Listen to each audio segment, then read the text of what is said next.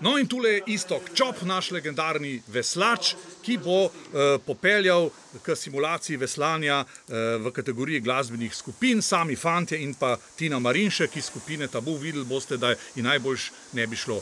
Asociacije, Peter, kaj bi ti dejal na asociacijo Argentina? Argentinski steak, tango, Evita Peron. Goran Obrez bi rekel Messi, kaj pa bi rekel recimo Iztok Čop? Menil bi verjetno edinega šampiona v veslanju iz Argentine. Tako, Alberto Demidi je leta 72 zmagal na olimpijskih igrah in sedaj se začenja tekma. Pevci pa bi verjetno pomislili na Juana Vasleta. Tako, Juan Vasle, operni pevec z globokim glasom, ljubitelj športa. Tina ima težave, poglej. Ja, boga punca, res. Meni se tako smil.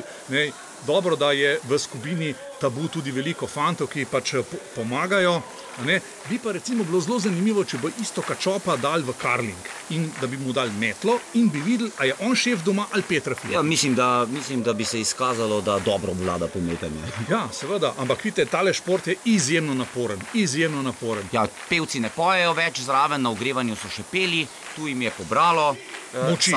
Ja, in kar 84% mišic naj bi bilo delujočih pri tem športu. Razen v srednjem ušesu je ena mišica, ki ne dela musculus stapedius. Ja, izmučenost do konca.